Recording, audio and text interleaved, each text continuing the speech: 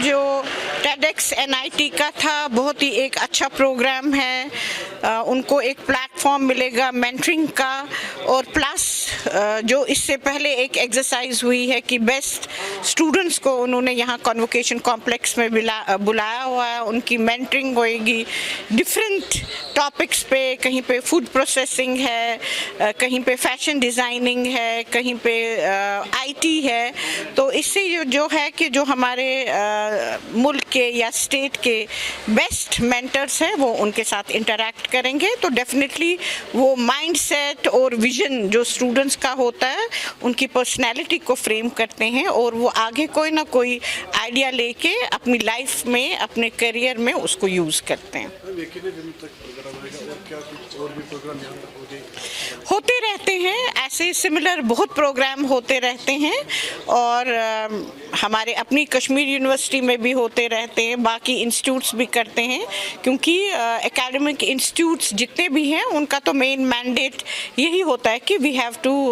Do programmes for overall personality development of students. सिर्फ teaching ही नहीं, रिसर्च ही नहीं, ऐसे प्रोग्राम्स भी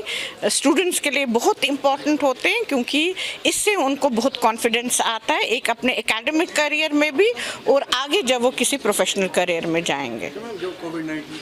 कहीं हद तक हमने उस चीज़ को कवर किया है। आप देखेंगे स्टूडेंट्स कैंपस में होते हैं, अपने क्लासेस में होते हैं। वो जो कोविड सिचुएशन थी वो हमारी नहीं थी, पूरे दुनिया की थी,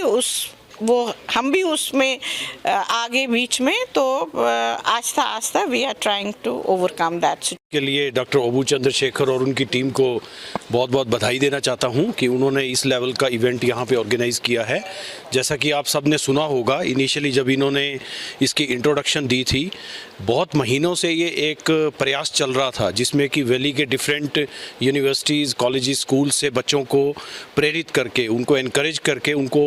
उनके मनपसंद टॉपिक के ऊपर 2 से 3 मिनट बोलने के लिए कहा गया था, अपने आइडियाज़ को शेयर करने के लिए कहा गया था। वहाँ से जो जो बच्चे चुन करके आए,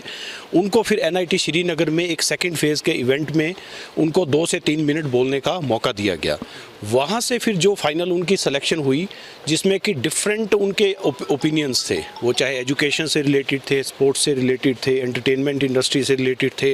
हॉस्पिटैलिटी इंडस्ट्री से रिलेटेड थे।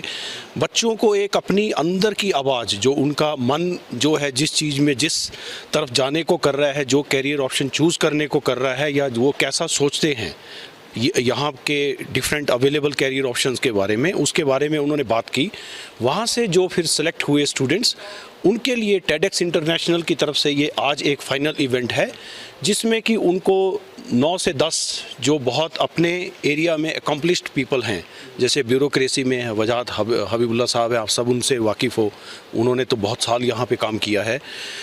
एंटरटेनमेंट इंडस्ट्री से हैं, स्पोर्ट्स इंडस्ट्री से हैं, दूसरे फिल्म इंडस्ट्री से हैं, तो उस तरह के लोगों से उनको रूबरू आज करवाया जाएगा, ताकि उनको एक इंस्पिरेशन मिले और वो सोच सकें कि उनका